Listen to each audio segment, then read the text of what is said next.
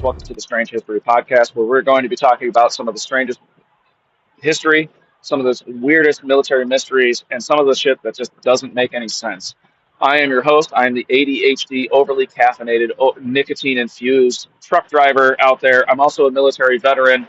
And before we get started in today's episode, I did want to give you guys a little quick rundown about myself. I'm a United States Marine Corps veteran. I'm an over the road truck driver. I am very ADHD, love all sorts of history, all sorts of stuff. It boggles my mind. I could go on for hours about all the different topics. But one of the biggest issues that I have when trying to create something like this for you guys as viewers, I can't keep track of what it is that I'm actually trying to talk about. So because of that, I personally use ChatGPT as a note-taking resource. I apologize for the camera shake.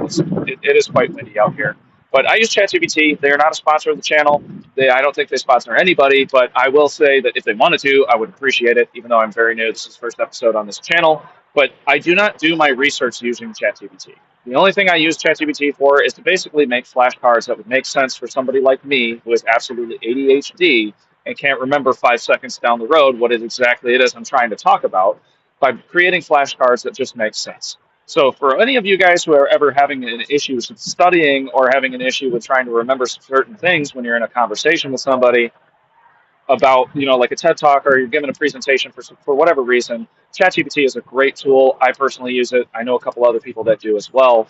But now we're going to start diving into the story.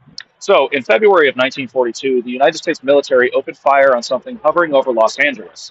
Searchlights locked onto it, and anti-aircraft guns filled the sky, and over 1,400 shells were fired, and yet whatever they were shooting at never came down. Tonight we're diving into one of the strangest military incidents in American history, the Battle of Los Angeles. I apologize if I keep looking down. That is where my iPad is located, and it just has my note cards. I will show you guys. So I just have, well, you can't really see on the screen. Basically just like cards, race, and whatnot. It just gives me a bulleted pointed list of topics to talk about within this segment. So to give you a little bit of a rundown, prior to the Battle of Los Angeles, which happened on February 25th of 1942, I need to bring you back to what started all of this. December 7th of 1941 was the horrific day of Pearl Harbor. And if you guys don't know a whole lot about that, there are many, many people who have done incredible stories that talk about what exactly happened on Pearl Harbor, what the consequences were, and all the stuff in between. I'm not going to dive into too much detail about what happened on Pearl Harbor because we have a whole other story to talk about today. So Pearl Harbor happens, and a couple of days later, the United States military enters World War II. Now, prior to World War II, the United States did not have a very large military. We didn't even have an Air Force, and we were barely implementing the Marine Corps until World War II. I mean, we did have the Marines were still a thing, but a lot of presidents and a lot of people have been trying to disband the Marine Corps ever since their conception, because when we're not in wartime, it's felt like they're not really necessary. But anyway, I did want to also point out that because I am a United States Marine Corps veteran, I cuss like a sailor, and I am not sorry for it. This channel is not going to be one of the ones like I have two channels. I have a trucking channel. Again, this is my ADHD side. I'm talking about something now. I'm completely talking about something else. But I feel like this is important for you guys to understand. I will not be censoring my vocabulary, and I will not be censoring any cuss words or anything like that, just because this is not the channel that I am designing for my family. I do have a separate channel that is specifically for them that has to do with my trucking job in particular, and that is more the family-friendly kind of conversation. I do slip a couple of cuss words in there, and I'm too lazy to edit them out, but it's way less than what would be on this channel, just because it's more family-friendly. This is, just more history. This is me babbling about stuff that I'm thoroughly interested in, and I hope that you guys are too. So anyway, prior to World War II, our military was very small. We were the 32nd largest military in the world. And then after World War II, we have one of the largest militaries in the world. And still to this day, we have the highest military budget than any country in the entire world, which is absolutely insane. Do I think we need a huge military budget? Probably not. But it is great to have because we are always prepared for the next evolution of combat due to the fact that, times have changed. And we can get into that in a completely different episode. So we're going to carry on with the story. So we just talked about Pearl Harbor, the date of Pearl Harbor. Now we're going to go into the weeks following. The United States, prior to Pearl Harbor, were still they weren't involved in World War II in a combat sense, but they were involved in World War II in many other ways, sending funds and equipment and food and stuff to the Allied forces. And then we entered World War II after Pearl Harbor. Now, on the west coast of the United States, we had a lot of factories and stuff that were producing military goods like aircraft parts, ammunition, supplies, and all sorts of different things. I'm not going to get into the whole list of it because I don't actually know all of the stuff, but I do know that the West Coast had a lot of stuff that was very important to the United States military, including oil refineries and things like that. So after Pearl Harbor had occurred, the United States military and the federal government decided that it would be a great time to start implementing some of these things that we have, the technology that we have to protect our coastline, and we moved radar systems, anti-aircraft guns, troops, and all sorts of stuff to the West Coast because the American population was really worried that the West Coast would be the next target. Anywhere from Seattle, Washington to San Diego was a huge target due to our military supplies being produced in those areas, especially in LA. There was a lot of stuff going on there, and it was a big worry that that would be the next place to be attacked. Now, the reason that is because the Japanese had aircraft carriers that were relatively close, being the fact that they bombed Pearl Harbor. There is nowhere for those planes to have come from other than aircraft carriers due to the distance that planes could fly in 1941 and 1942. They couldn't go very far, which is why we had to puddle jump. And using aircraft carriers is a great way to puddle jump because you can you can take the ship and transport all of those planes to an area and then launch them off the ship. It's fantastic. Aircraft carriers are amazing, but incredibly expensive. A new aircraft carrier today costs about $13 to $14 billion to make, and we have several of them. But anyway, during this time, the Japanese had aircraft carriers that were obviously pretty close to us due to the fact that they bombed Pearl Harbor. So the American people are like, hey, we need to protect our coastline because we could potentially be attacked again. And they weren't wrong. Shortly after Pearl Harbor, we were attacked again on American soil, and a lot of people don't even know that. It's one thing that I didn't know until I started researching this story, but actually an oil refinery called the Elwood Oil Refinery, Oil Field Shield was attacked by a Japanese submarine where they launched 25 high explosive artillery rounds into the refinery. They didn't. Luckily, they didn't cause really significant damages. But by the time the United States was able to respond with aircraft and equipment to actually deal with the submarine had already disappeared.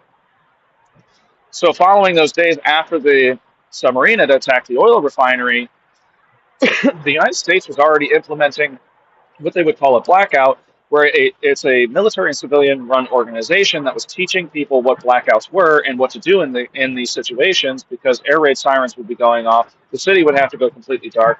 All the street lights, car lights, and everything like that would have to be completely shut down. You couldn't even light a cigarette if you were walking down the sidewalk.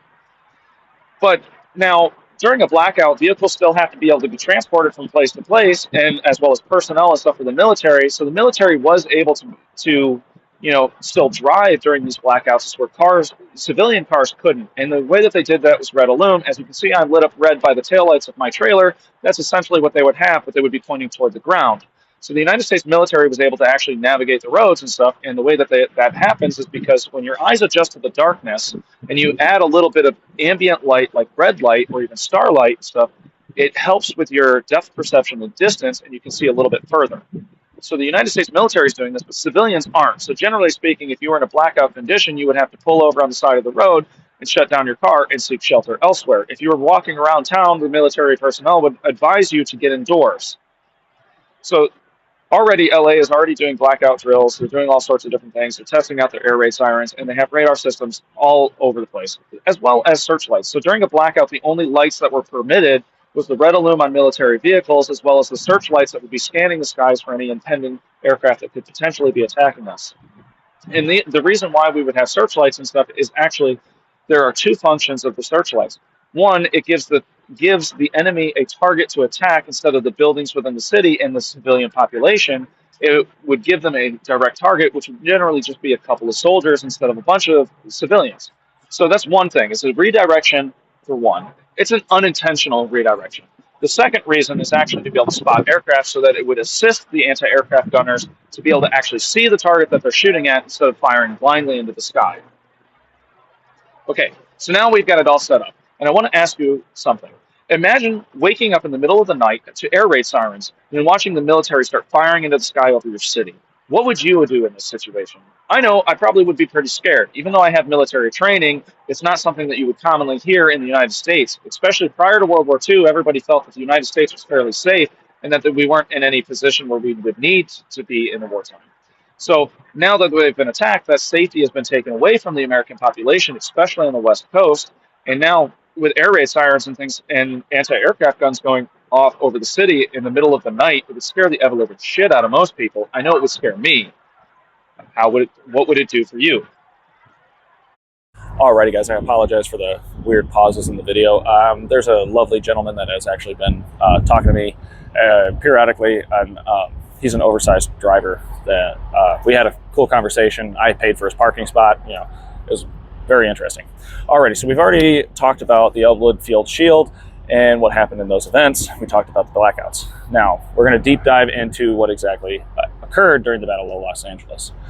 So late in the evening on February 24th, 1942, a radar system outside of Los Angeles picked up a radar ping about 120 miles offshore, but this radar ping was very hard to determine whether it was in the sky or in the on the ocean surface, but it was also fading in and out of the radar, so it was actually popping up and then disappearing.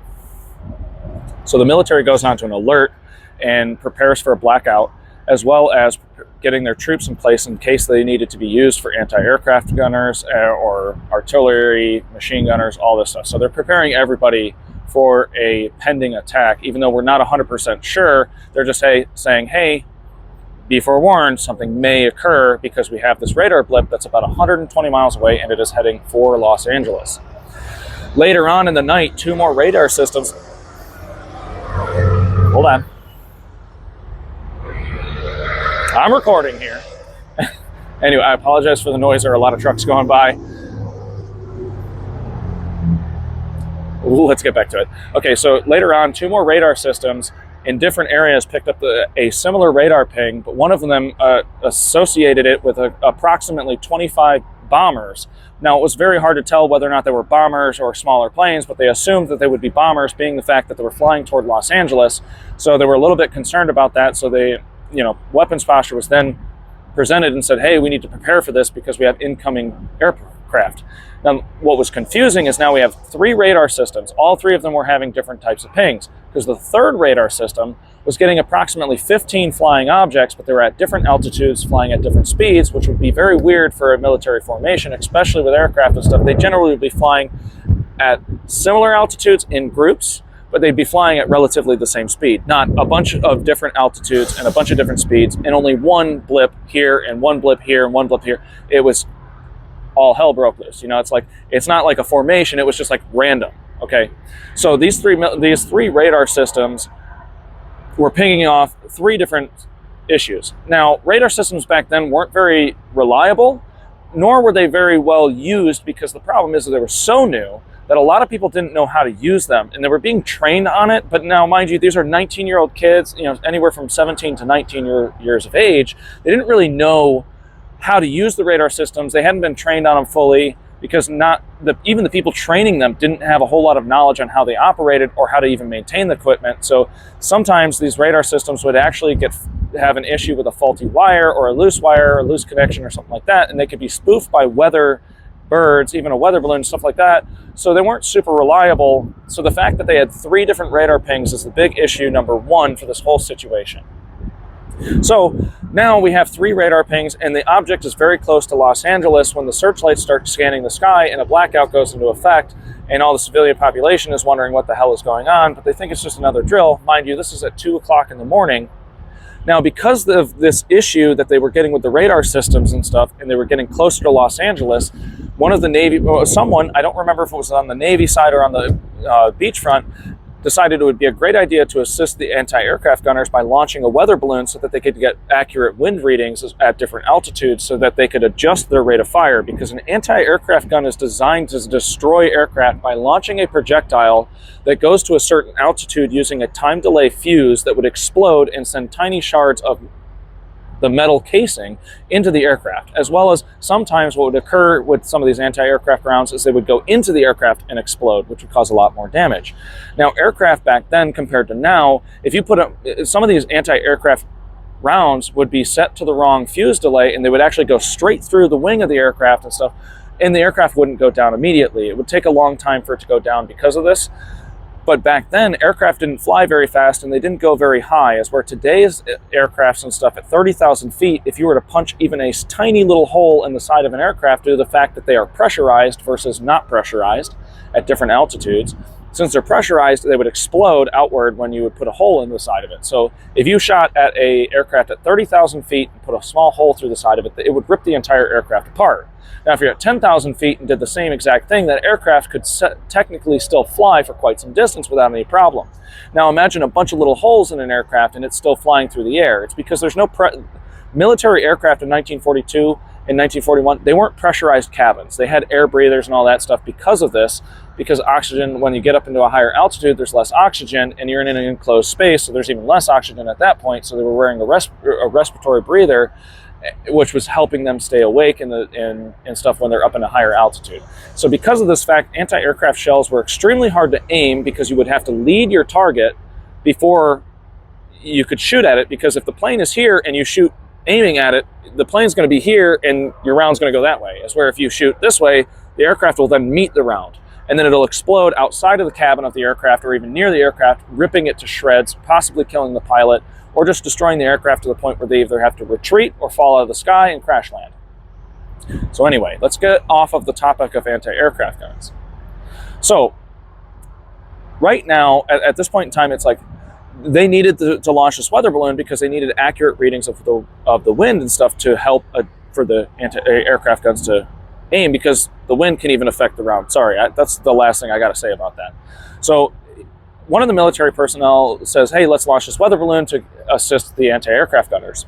And they launch it and immediately realize, hey, that was a big mistake, because we have an inbound aircraft coming at us, supposedly. And now we've launched a weather balloon.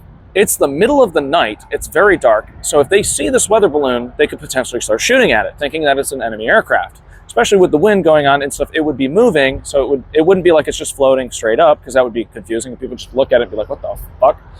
It's moving in the wind and stuff. So it was immediately ordered to be shot down. Now, here's the problem with that. It was immediately ordered to be shot down, but also we're in a weapons posture preparing for an attack. If you shoot at something, everybody else is going to start shooting, right? So they didn't want that to occur, so they ended up just cutting the weather balloon loose and allowing it to drift off in the hopes that it would drift out to sea and not over top of the city. Now, we're going to get onto that because stuff happens, and I want to ask you a question in a little while once we figure out what's going on. So that was launched at 3 o'clock in the morning. At 3:21 a.m. on the 25th of February in 1942, the searchlights had locked onto an object that the bystanders, because a lot of people were, coming out wondering what the hell is going on. A lot of people were walking out onto the street and looking up into the sky wondering what's going on, because there's air raid sirens, there's lights, and some people are looky-loos and some people are not. It's just how it goes. It's just how everything is in the world. You have a lot of people, even when driving down the road, you see somebody pulled over on the side of the road. A lot of people do the whole little rubbernecking thing and they look at it. People are looky-loos. It's just natural. Anyway, a lot of these people were walking out into the streets and stuff looking up at it, as well as military personnel scanning the skies. A lot of the people that were doing this were what they would call an air raid marshal. And those were the people that literally their whole job was to do this when they were in an air raid situation, was just to look up into the sky. Now, there's also searchlight operators and things like that, but the air raid marshals were civilians as well as military personnel. Their whole job was, when the air raid sirens were going off, was to be lookouts, essentially. So now this light locks onto this object that's floating through the sky over top of Los Angeles, and a bunch of people from eyewitness accounts and stuff said it was either an orange floating orbish object, or some people just referred to it as a metallic disc or a metallic object flying through the air. So this is where we get some speculation later on in the story, but people were saying that there was an object in the sky and these lights were locked onto it. So the United States military started firing at it with anti-aircraft guns, as well as 50 cal machine guns and sidearms and all sorts of things. They were trying to take whatever it was in the sky and shoot it down. 1 second. Over the course of about 45 minutes to almost an hour, the United States military is launching anti-aircraft guns into the sky, and over 1,400 rounds of anti-aircraft, high explosive anti-aircraft ammunition was fired, but nothing fell out of the sky. There were some eyewitness reports of an object crash landing in the center of Los Angeles, as well as some witness reporting saying that something had crashed outside of the city. However, neither of those two were corroborated.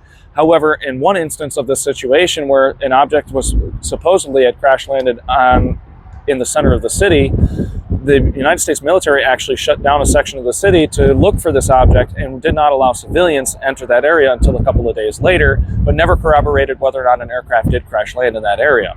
They did look extensively outside of the city to make sure that nothing had crash landed there, and we didn't know about it, but nothing was ever found. Okay, sorry, there's a bunch of things going on. There's a lot of flashing lights. I'm super ADHD, like, I love squirrel. Yeah, anyway, so over the course of the next couple of weeks and stuff, people were searching for any evidence of a crash landing from whatever object was flying through the air, but none was ever found. So thousands of people were watching this in the streets as shrapnel from the anti-aircraft rounds that were exploding in the sky was falling out of the sky. And I'm going to give you two instances of why this is bad. Okay, anti-aircraft rounds are high explosive and they cause a bright flash. When something blows up, it causes a bright flash. So the people looking up in the sky are now losing their sight, because if you look at a bright object like the sun or something like that, you tend to lose your vision. And now imagine 1,400 tiny explosions in the sky. You're probably not going to be able to see very well while this is going on. So they lose track of the object over top of Los Angeles, and then later reports show that it was floating further south, as well as it had eventually disappeared over top of the ocean during the battle. So a bunch of people are looking at this object, trying to figure out what the hell it is, and then it just disappears, right? A bunch of buildings were damaged from the falling debris from anti-aircraft guns because, again, it's metal shards that are falling out of the sky, and they're quite high up in the air falling out of the sky, causing a lot of damage. There were some minor injuries on some people, but for the most part, it was just property damage as well as vehicles, like broken windows, chips in the concrete, and stuff like that from these metal shards falling out of the sky. It was quite a bit of damage due to the amount of shrapnel that was falling out of the sky. I'll actually post some pictures up so that you guys can see what I'm talking about. There's a lot of building damage. Now, fortunately enough, during this period of time, only 5 people were killed, but it was not from artillery fire or from any gunfire or anything like that. It actually had to do for lesser reasons. A few people were killed in car accidents, as well as a couple of elderly people couldn't handle the stress and ended up having a heart attack from this incident. And it turns out that the real danger actually wasn't an enemy inbound aircraft, it was just the artillery rounds that were falling back down to earth. So the following day, the LA Times releases one of the most famous photos because it is marked as one of the first evident photos of a UFO in modern history. However, a bunch of people still speculate whether or not there was anything even in the image, because due to the time period and newspapers, when they were doing a newsprint, they would have to adjust the negative. So when you take a photo back then, it was a negative. And then they would have to do a bunch of alterations to that negative to allow it for newsprint, because newspaper is so thin and porous that everything bleeds on it. In a black and white photo, especially taken at night, it's going to have a lot of black ink, and that black ink will, bleed quite a bit on the newspaper.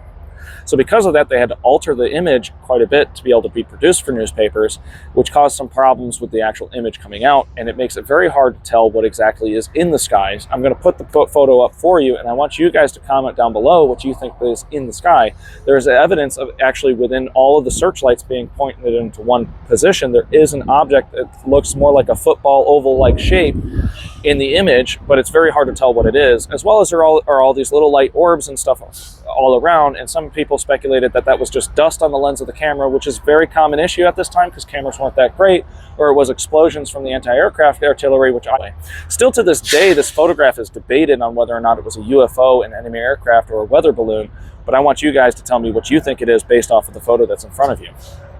So actually, because of everything that occurred at this night and this photograph that was taken, nobody has ever seen the original negative. It was lost, and unfortunately, scientists to this day still are speculating what it is because of the fact that we don't have our hands on the original negative that we would be able to alter and adjust with newer technology that would give us a better idea of what was actually in the photograph.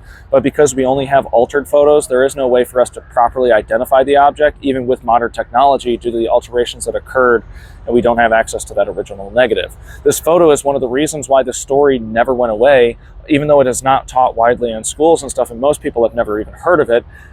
It is still studied today in some military instances, as well as scientific explorations, just to determine what they think happened at that time period and what could have gone wrong and what could have changed.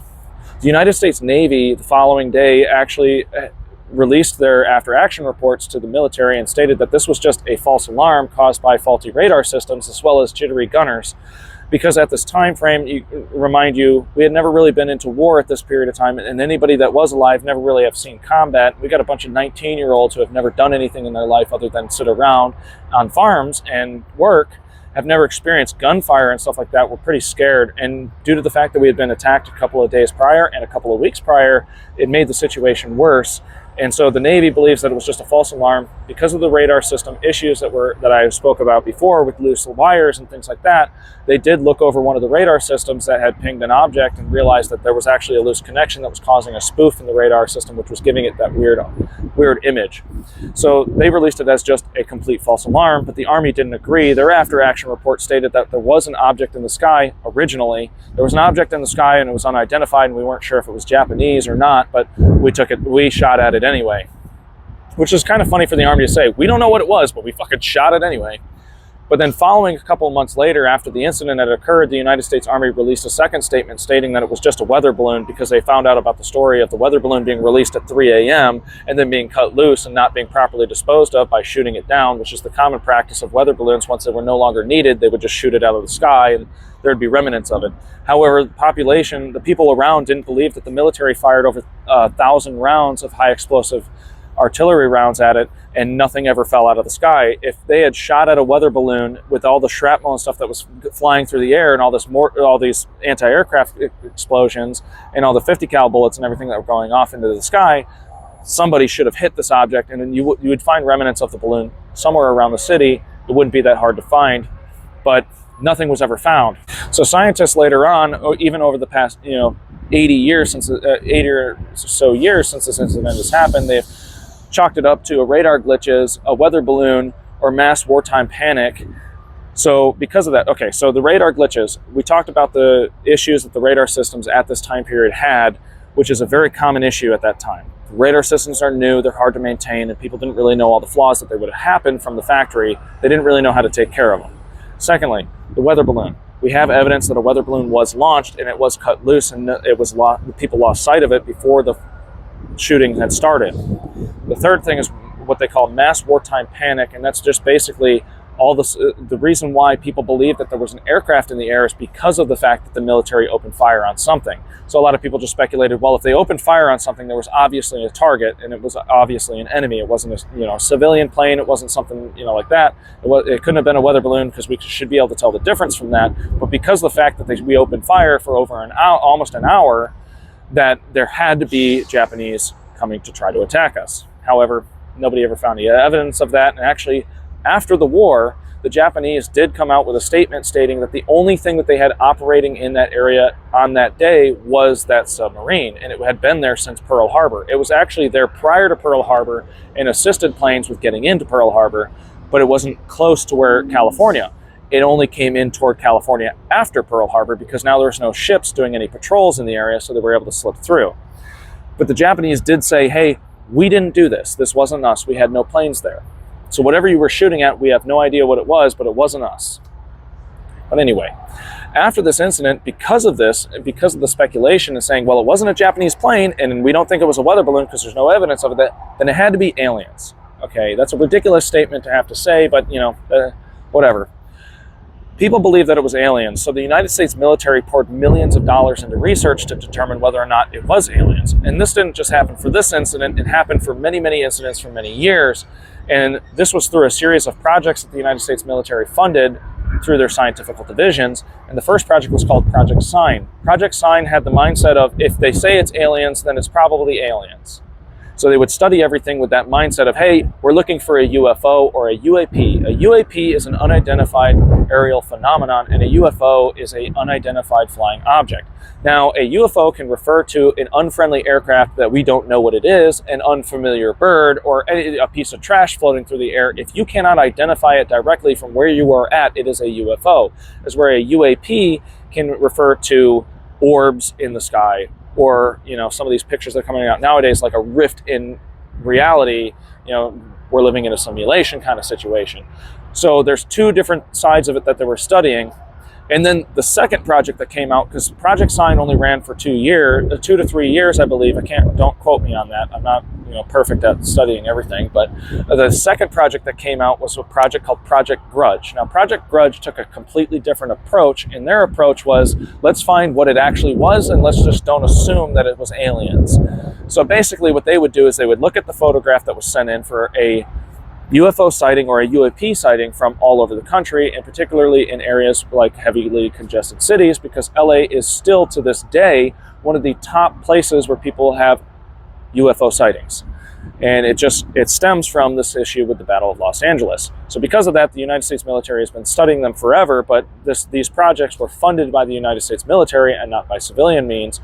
So Project Grudge had that idea of, hey, let's look at the photograph, look at the object. If we can't change it with any sort of technology, if we can't adjust the photograph to make it more clear, then we're going to look at where the photograph was taken, approximately how far the object was away from the person who took the photo, and then look at radar scans and also, air traffic control and stuff, because mind you, we do have planes and stuff in the air. Let's see if there was an aircraft that was supposed to be there, and maybe they just snapped a picture of that. Now, the third project is the most famous project out of all of them. It ran from 1952 to 1969, and that was Project Blue Book. Project Blue Book studied over 12,000 different UAP and UFO phenomenon sightings and things like that from the time including the Battle of Los Angeles, but they studied 12,000 different UAP and UFO sightings and deduced that maybe only 700 of them were actually unexplained. The rest of them could be explained due to the fact that technology had increased, cameras had gotten better, they were able to triangulate photos, change the image rate and stuff like that, and do a bunch of scientific shit to it to determine whether or not it was a bird, an aircraft, or even just a friendly misidentified airplane that was just flying in the area and people thought it was a UFO. So Project Blue Book has this all documented and it is out into the public, although there are a few stories that are in Project Blue Book that are still not released to the public and are still redacted. However, you can look all this stuff up. I'm not going to get into too much detail of what Project Blue Book did, but essentially they studied UFO and UAPs, and they deduced that out of 12,000 sightings, only roughly 700 of them were actually unidentified aerial phenomenon or unidentified flying objects. Now, since the military stopped studying these things in 1969, there have been many programs that have studied UFO and UAPs that are not funded by the military, but are still funded by the government as well as civilian entities all across the world. Incidents like this eventually pushed the military to begin studying UFOs heavily. So that gives you an idea that this was extremely strange. This is something that I read in an article. Obviously, this probably should have been put earlier in the video, but since the Battle of Los Angeles had occurred, it pushed the military to study UFOs because they were like, we still don't know what the fuck we shot at. Okay, that's how weird this situation was to begin with. But I want to ask you, now that we've gone over the story, what it is that you think that they were shooting at. Was it a weather balloon? Was it a radar mistake? Or was it a UFO? Or was it something completely different? The military, to this day, still debates on it. Civilian population of people who do know about this story still debate on it. Scientists still debate on this topic. And that photograph that I showed earlier is still one of the most well-known UFO photographs in history because it's the first documented UFO in the modern age, since obviously there's been probably some other people that claim they saw a UFO prior to that, but this is the first heavily documented one because it was a military operation that occurred at the time of the sighting. So that's kind of cool. Whatever happened that night, the United States military opened fire on something over Los Angeles, and whatever they were shooting at never came down, which leads people to believe that it was aliens, not a weather balloon, because we would have found evidence of a weather balloon. I've said that before, but I'm going to say it again. We would have found evidence of it if we had shot it. There's no way that their aim was that fucking bad that they just missed. There's no way. With 1,400 anti-aircraft explosion shells in the sky, countless 50 cal rounds, countless rifle rounds, pistol rounds, whatever people had, they were shooting at this thing. Okay, nobody hit it. I find that hard to believe if it was a weather balloon. Okay, now we are not the only humanoid figure, intelligent species in this solar system. As far as I am concerned, there is no way that we're the only thing in this universe that is living, breathing like we are. So there has to be some reason that they open fire at something in the sky. I can explain the radar systems failing and people being like, hey, what the fuck was that? But I can't explain people opening fire at absolutely nothing. There's no way to explain it. There are photographs of what they were shooting at, and even though it is a shitty photo that was changed for a newsprint, you can still clearly see an object there. You just can't tell what the object is because it's very blurry and grainy and whatnot, but there's still something there. So there had to be something there for them to be shooting at. So what I want to ask you is, what do you think they were shooting at?